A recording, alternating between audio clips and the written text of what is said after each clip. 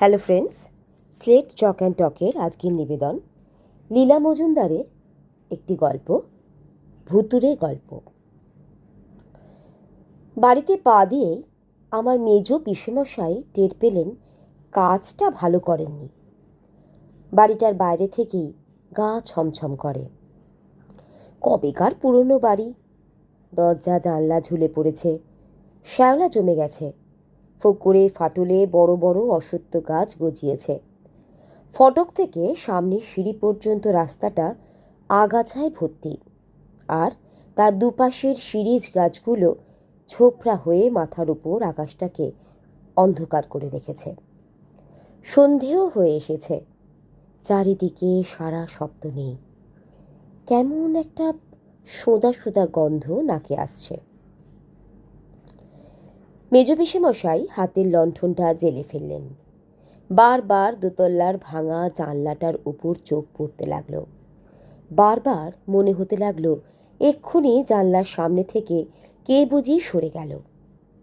মেজ পিসেমশাইয়ের তো অবস্থা কাহিল, অথচ উনি ভূত বিশ্বাস করেন না।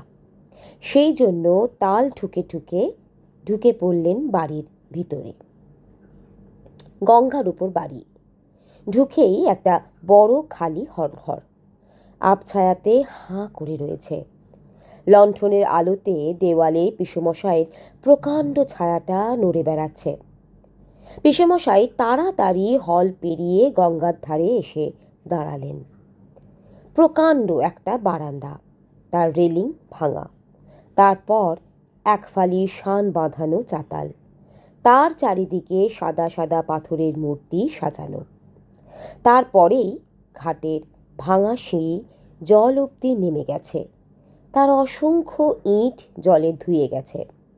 সিঁড়ির পাশেই একটা বুড়ো বাতাবি লেবুর গাছ, তার নিচে কবেকার পুরনো ইটের গাদা, রোদে পুড়ে জলে ভিজে কালো হয়ে গেছে। গঙ্গার ওপারে জুট মিলের সাহেবদের বাড়িতে আলো জ্বলছে দেখে পিসেমশাই ফোঁস করে একটা নিঃশ্বাস ছাড়লেন। একতলায় বসে থাকলে চলবে না, উপরে যেতে হবে, রাত কাটাতে হবে, নইলে বাজি হেরে যাবেন।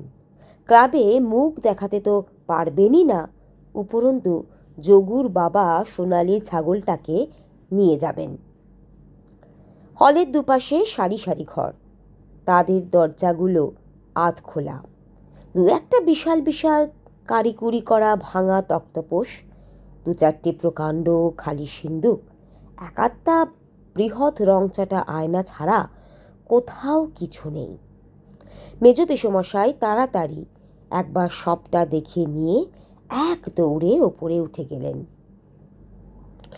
দোতলাটাও ঠিক একতলার মতো, সেখানেও মাঝখানে প্রকাণ্ড একখানি হলঘর, তার মধ্যে আসবাব কিছু নেই, খালি মাঝখানে একটা প্রকাণ্ড বড় ঘোর নীল রঙের গালিচা পাতা, তাতে বহুদিনের ধুলো জমে পুরু হয়ে রয়েছে।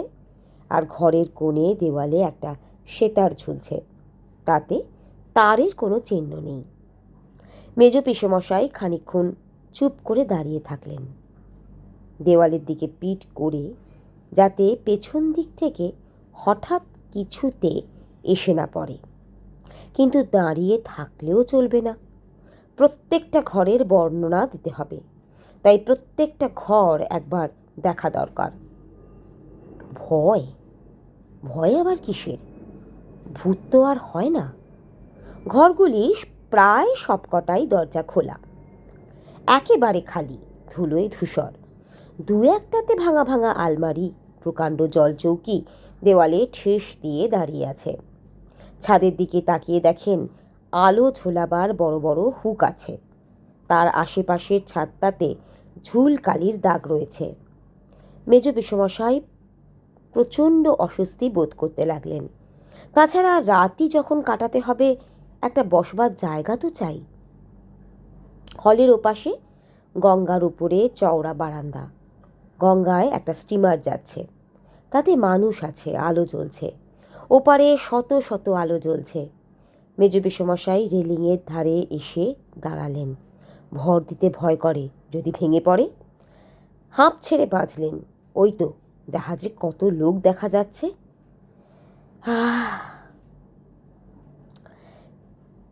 এনেছিস? কই দেখি।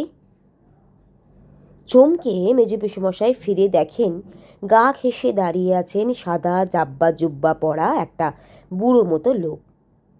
কি ভালো দেখতে, হাতির দাঁতের মতো গায়ের রং, দাড়ি নেই, লম্বা গোঁফটা পাকিয়ে পাকিয়ে কানের উপর তুলে রেখেছেন, টানা টানা চোখ। আশ্চর্য ফর্সা একখানি হাত বাড়িয়ে দিয়ে বললেন, দে দে, দেরি করিস নে, কখন এসে পড়বে। মেজো পিসেমশাই অবাক হয়ে তাকিয়ে দেখছেন লোকটার গলায় মুক্তোর মালা জড়ানো, কানে মুক্তো পরা, হাতের ভুল আঙুলে হীরের আংটি। এ আবার কে? লোকটি এবার বিরক্ত হয়ে বললেন, তুই কি বোবা হলি নাকি রে? আজকাল সব যা তা চাকর রাখতে আরম্ভ করেছে দেখছি। আছে না নেই? মেজো পিসেমশায়ের গলা টলা শুকিয়ে একাকার, নীরবে মাথা নাড়লেন। লোকটি হতাশভাবে এদিক ওদিক তাকিয়ে বললেন, একটা বসবার জায়গাও কি এগিয়ে দিতে পারিস না? মাইনে খেতে লজ্জা করে না তোর? আমি আর কে? তা বটে তা বটে, আমি এখন আর কে যে আমার কথা শুনবি? হঠাৎ কানের কাছে মুখ দিয়ে চাপা গলায় বললেন, অত যে নিলি তখন মনে ছিল না হতভাগা? এর জন্য তোকে কষ্ট পেতে হবে বলে রাখলাম। কি ভীষণ কষ্ট পেতে হবে জানিস না, তিলে তিলে তোকে। ওই রে, এলো বুঝি। বিদ্যুতের মতো বুড়ো লোকটি হলের পাশের ঘরটাতে ঢুকে পড়ে দরজাটা বন্ধ করে দিলেন। মেজো পিসেমশায়েরও যেন কানে এলো স্পষ্ট পায়ের শব্দ। দেওয়ালের মতো সাদা মুখ করে লণ্ঠনটাকে উঁচু করে ধরে চারিদিক ভালো করে দেখে নিলেন। কেউ কোথাও নেই। লোকটা নিশ্চয়ই পাগল টাগল হবে, অত গয়নাগাটি বা পেল কোত্থেকে? কেমন অস্বস্তি বোধ করতে লাগলো। লণ্ঠন হাতে বারান্দা থেকে হলে ঢুকলেন। নিচের তলাটা বরং ভালো, একটা তক্তপোষে বসে বসেই রাত কাটানো যাবে। পকেট চাপড়ে দেখলেন অশরীরী খুনি লোমহর্ষণ 10 নম্বর খানা নিয়ে নিতে যোগুর বাবা ভোলেননি। রাত জেগে ওইটি পড়ে শেষ করে কাল সকালে আগাগোড়া গল্পখানি বলতে হবে, তবে বাজে যেতাম। পা টিপে টিপে হলঘর পার হয়ে সিঁড়ি দিয়ে নেমে সদর দরজার ডান পাশের ঘরখানিতে ঢুকে ভাঙা সিন্দুকের ওপর লণ্ঠন নামিয়ে তক্তপোষের কোণটা ধুতির খোঁটা দিয়ে ঝেড়ে ধপ করে পিসেমশাই বসে পড়লেন। ময়লা খোঁটটা দিয়েই গলার কপালের ঘাম মুছতে লাগলেন। বাঁচা গেল।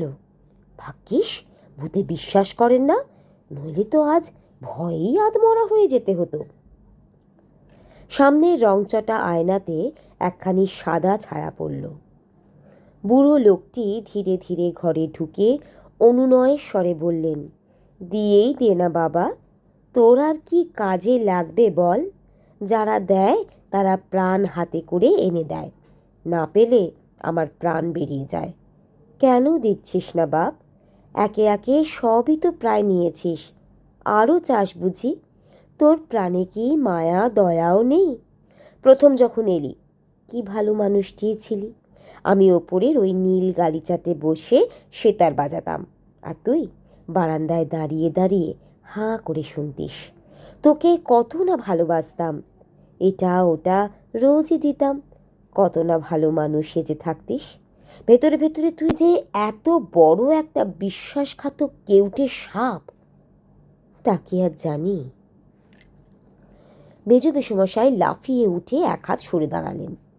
বুড়ো লোকটিও খানিকটা এগিয়ে এলেন। রাগে তার দু চোখ লাল হয়ে গেল। ফর্সা দুটো মুঠো পাকিয়ে মেজো পিসেমশাইয়ের নাকের কাছে ঘুষি তুলে বললেন, একদিন এই ঘুষিকে দেশ শুদ্ধ লোকে ভয় করত, কোম্পানির সাহেবরা এসে এর ভয়ে পা চাটত। এখন বুড়ো হয়ে গেছি, দুর্বল হয়ে গেছি, তাই আমার বাড়িতে আমার মাইনে খাওয়া চাকর হয়ে তোর এত বড় আস্পর্ধা? তবে এখনো মরিনি, এখনও তোকে এক মুঠো ভস্যে। না রে না, কী বাজে কথা বলছি। দিয়ে দে বাবা, দেখ তোকে তার বদলে কি দেব।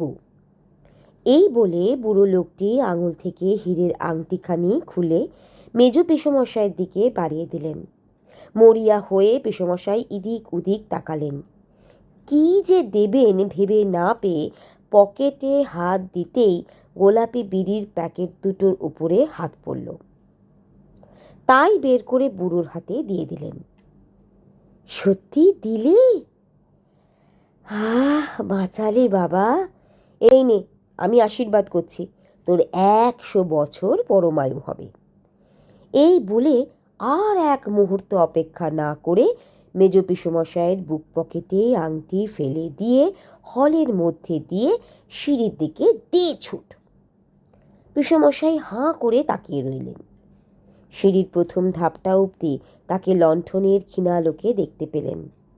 তারপর তিনি যেন বাতাসে মিলিয়ে গেলেন। আর পিসমশাইও তক্ষুনি আরে বাপ বলে মূর্ছা গেলেন।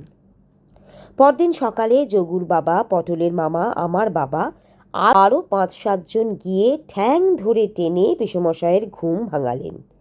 উঠে দেখেন ঘর দোর রোদে ভরে গেছে। তারা বললেন, উপরে গেছিলি? তবে দে, উপরের বর্ণনা দে। ঠিক বলছেন কিনা পরখ করার জন্য সবাই মিলে উপরে গেলেন। পিসমশাইও গেলেন। সব ঘর দোর শূন্য, হাঁ হাঁ করছে। যোগুর বাবা তো রেগে টং। ইস, অত ভালো ছাগলছানা হাতছাড়া হয়ে গেল।